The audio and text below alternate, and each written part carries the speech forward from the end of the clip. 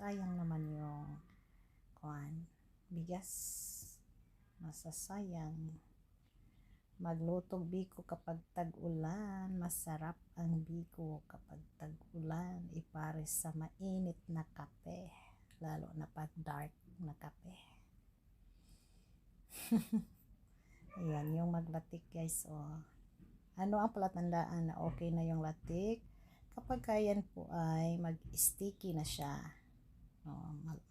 Malabnaw pa yan. Yung mag-sticky na siya, malalaman mo yan Sa mga kabataan dyan na hindi pa marunong maglatik, yan lang, 2 niyog, lagyan mo ng 4 na basong tubig. Ayan na, piniga. Pagkatapos ng piga, haluan mo ng 1/4 na asukal.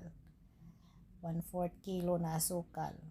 Tapos 1 teaspoon na asin. Hindi yung pinasin na pinapuno yung kutsara, yung tama lang. Yan yung sikreto ko magluto ng biko. Tapos sipag lang sa pag-steer. Steer lang ng steer. Hindi pwede yung magluto niyan tapos hawak cellphone. Si cellphone ka pa. Dot-dot ka ng cellphone. Hindi po. Kasi pangit yung latik mo. Kailangan may tiyaga tayong magluto ng biko. Isa pa niyan, pag mahalo na yung sinaing mo na bigas dyan, pag sakto na yung pagka-sticky ng latik, huwag mong ihinto ring medium heat pa rin ha, medium heat. Hindi pwede yung malakas na apoy dyan, medium lang ang apoy. Sipagan lang talaga, dahan-dahan. Kumbaga may pagmamahal na pagluto.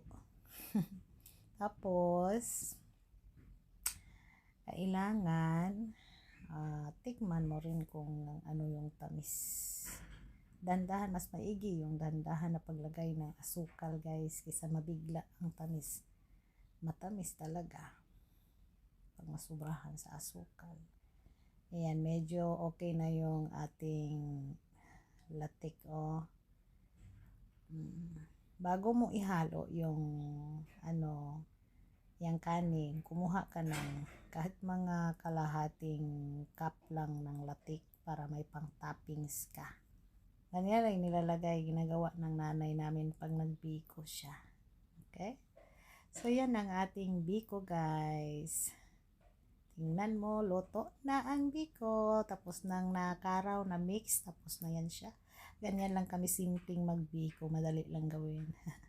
Thank you for watching. Bye-bye.